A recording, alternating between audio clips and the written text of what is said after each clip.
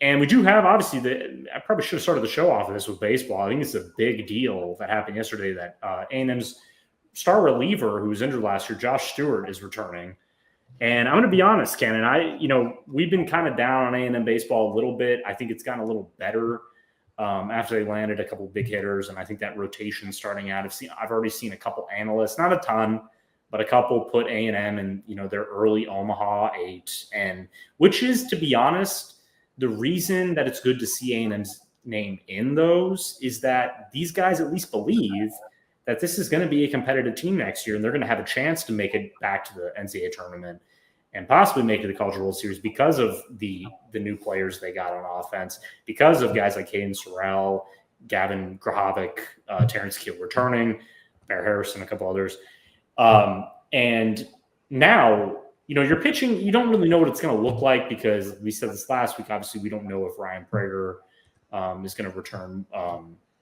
These guys have to make their MLB decisions sooner than later. But getting a guy like Josh Stewart, who I consider one of the best relievers in college baseball, has dealt with injury issues, would have been a big part of that bullpen, could have been, a guy who maybe helped them get over the hump. And if Caden Sorrell was healthy throughout the year, maybe he would have been another name that would have helped A&M get to the tournament. So it's great to have a guy like that back on the roster, and it further solidifies that bullpen. Does it almost seem that getting Stewart back kind of saves A&M from trying to go into the portal again for another pitcher? For relief, I think it does. I think, their starting rotation right now is kind of murky. There's a lot of names in there. And we still haven't heard, I believe Weston Moss is returning. Obviously Shane Sadeo, who we talked about. I think Landon was the one, or it was either you or Landon who kind of said maybe he's the guy who ends up leaving for the MLB. But I think I did last week. I think that's how it felt. And that makes sense, but I think I think Early's just kind of playing it by ear right now. But I think when that happens, and he's rehabbed and he's going to be completely healthy by that time, because I think he was out very early. I think it was very early SEC play. So they really had to scramble and figure out their bullpen, which was an issue last year. Led to several losses, kind of solidified itself when Weston Moss came in there and got better. But if you had Josh Stewart, and I look back at games like Alabama and Kentucky and a couple others early in the season where if A&M had a guy like him, they could have won a couple games. They could have won a couple series with him. And that's not hyperbole. Like, that's how good Stewart is. That's how good he was at the end of the 2024 season, especially 100%. During their run. So personally, I think right now, barring any more announcements and guys leaving for the league or whatever, then I think he's going to play it by ear, like I said. But I think right now he looks at his bullpen, a lot of young arms coming back. I think he knows, okay, maybe this is the strength now. Starting is going to be up and down, possibly, if we don't get the guys we need back. And we could potentially land a couple more arms in the portal. But all in all, I would give him like a B- B+ right now with what they've done. I think solidifying those relationships. We all heard that, all off season after, the speculation around Caden Sorrell leaving and others. And I just didn't see it. It was a gamble to keep Mike Early, but at the same time, he's developed very strong relationships with all these guys, and they believe in what he's building here. Just because they had one bad season for the first time. Yeah, it's because it was the first time in like 19 years they didn't make the tournament. That's why it's a shock. But this further solidifies that these guys, and Stewart, who could have gone anywhere. I mean, you think of them offers he could. Texas would be at his doorstep, I think, if he was like, I'm going to enter the portal. And he's choosing to stay in College Station because he believes, look, they've got the pieces. I'm coming back. I believe that they're going to be good enough to make a run because these guys want to go to the tournament as much as anybody else. He's not just coming back because he doesn't want to leave or something. He's coming back because he believes his team has potential.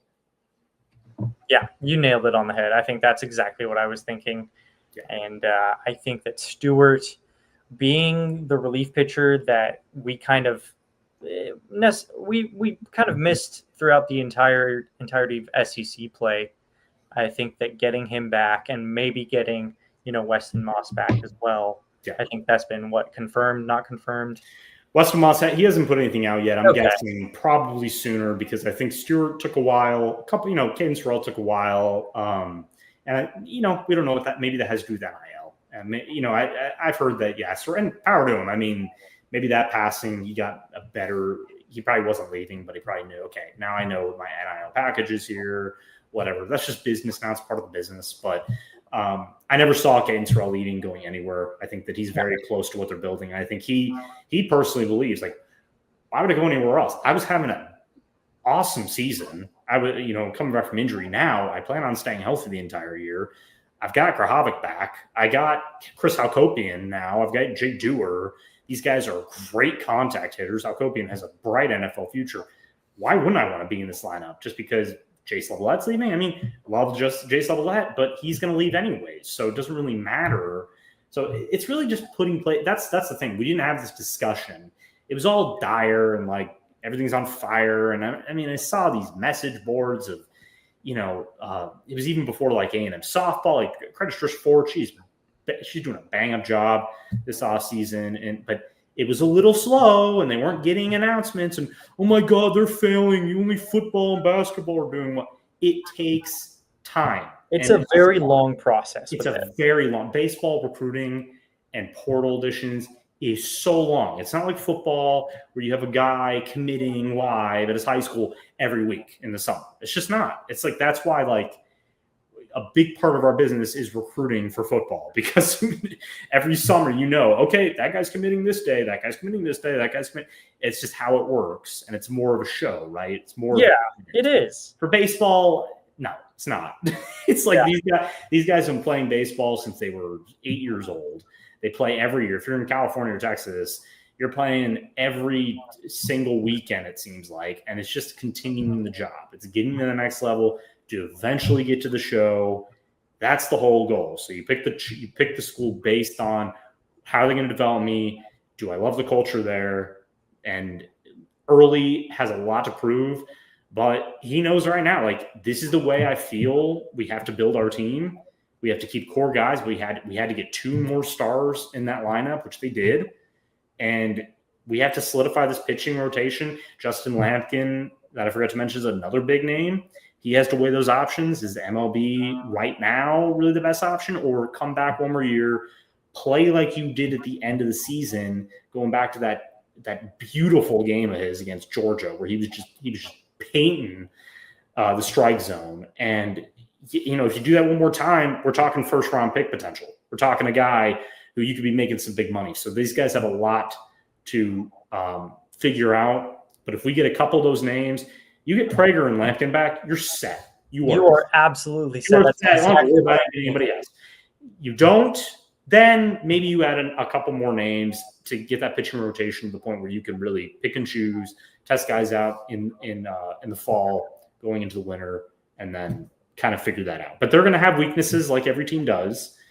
But they know that they have to be a better hitting team. They have to be a more consistent offensive team. And if they can do that with above average pitching, A&M is going to be a 30-plus win team, in my opinion. So yeah,